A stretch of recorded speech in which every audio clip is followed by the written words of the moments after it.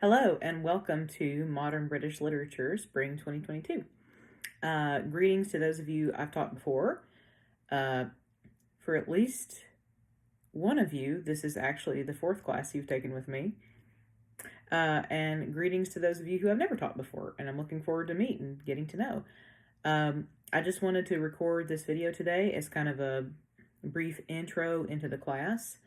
I've already posted the syllabus, my office hours, the schedule for the semester, and the info about your homework for next week, and kind of the introductory material about the Romantics, because that's what we're starting with, just an overview of them.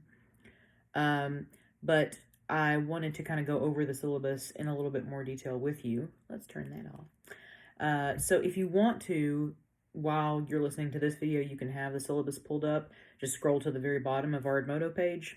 You may have to click to expand, but it'll be in that first post that I did. But first of all, just to kind of clear up a bit of a misnomer, sometimes people kind of get disappointed. When you hear modern British literature, like, you think modern as we would understand it today, so you might be thinking we're going to be doing stuff from the last 50 years, and that's unfortunately, fortunately for me, because I love what we're doing, but that's not quite true. That is what would be called contemporary British literature. Modern, in the context of this class, just means everything after Shakespeare. So technically, for a modern British literature survey, I could have picked up any time from Milton to now. So what we're mostly going to be actually focusing on is the Romantics in the early 1800s, the Victorians in the later 1800s and early 1900s, and then you're going to be picking up the ball, and for your kind of final project, you'll be looking into some actual contemporary British literature, like stuff from the last 100 years.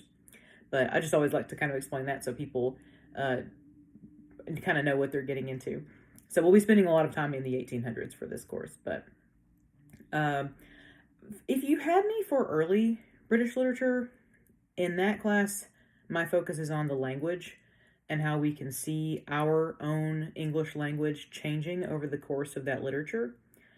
My focus in modern British literature in this class is more cultural, because a lot, believe it or not, of the ideas about life and love and how we should go about our existence and philosophy and all that, a lot of those concepts actually stem from this time period of British work and have kind of permeated our culture in ways that you may not expect.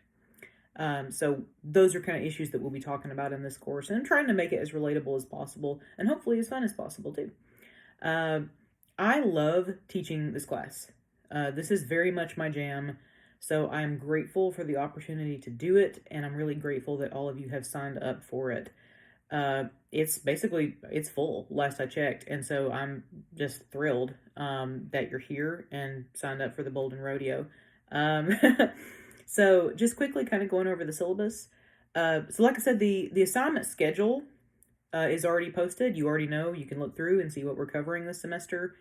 But also, in addition to that, I will post weekly reminders from that schedule, letting you know what's due from week to week. This is an online asynchronous class, so you're never going to have to get on and do a Zoom meeting. We don't do that here. Due dates are always Tuesday, and so I just put everything out on the website on Edmodo. You can either use the app on your tablet or your phone, or you can use the website on the computer. I just put everything out there that you need. You read it at your leisure from week to week, and the due date is always Tuesday at 11:59 p.m. every week. Never changes. So if there's homework due, it's due Tuesday by 11:59. If there's a test that needs to be taken, you'll be taking it Tuesday and submitting it by 11:59, and so forth. You see the pattern. So I try to make it as simple as I can. A little bit of info about me. If you don't know me, my office is H221 in the Coffee and McNally building. My office hours are also posted. You can check those out. Tuesday is my chunk of virtual office hours, where I'm home, I'm here. I'm sorry about this less than glamorous background, by the way. This is kind of my study catch-all room, and it's still covered with wrapping paper at the moment due to Christmas detritus. But I'm here on Tuesdays from 12 to 5, but then all my other office hours are on ground, and I'll be physically in the office there. Ways to get in touch with me, there's 3. You can contact me via RaiderNet email, boldenme@runstate.edu. A lot of students like Snapchat. So Snapchat is the whole reason that I have Snapchat is to use as an educational tool. I don't super use it as a social thing for myself. I got it because my middle college students 4 years ago harassed me into getting it. They were like, "This is easier for us to use. You have to get on there." And so they showed me how to do it and everything. So I have Snapchat for you. I am not on Snapchat to snoop and see what you're doing with your life and just make sure to not add me to your private story. I don't care. But I will say the good thing about Snap and the other thing that you can use is Edmodo. Edmodo actually has a messaging feature. Both of those are on my phone. Outlook email is not, for mental health reasons. But I have to walk my dog 5 miles a day because he is an Arctic breed with a lot of energy. So as long as I have phone signal, even if I'm on one of those walks, I will be able to get your message if you send me a message via Edmodo or via Snapchat. With Edmodo, there's maybe a 3-minute delay. It may not be instant, but I will get that. So any of those 3 ways are great for contacting me. If you go for course objectives, course competencies, general learning outcomes, you can read that on your own. That's all stuff that the Tennessee Board of Regents wants you to get out of this class. You do not need a textbook for this course. Everything that we are doing is in the public domain. And I have we are going to do Frankenstein. If you have done Frankenstein in the past, well, we just going to do it again, and you will learn things that you did not learn the first time around. It's a really important text that bears a lot of scrutiny, or that deserves a lot of scrutiny. But I actually have a free PDF for that, so you don't need anything. The only thing you need for this course is a way to access the internet on a regular basis. Edmodo, like I said, it's an app and a website. Just be aware that when it's time to take the tests, the actual exams, you will need to do that via the computer because there's some matching sections that don't really work super well on the phone. Otherwise, the app is great. It's just not great for taking the tests. For grading, if you had me for Comp 1 or Comp 2, a lit class is really different. There are no papers. 0. None. There are some writing type projects, but there are no research papers or anything like that. The tests count for 60% of your grade. And by the way, everything with me, it's super simple because I'm not great at math. So with this class, everything just has a point value that adds up to 100.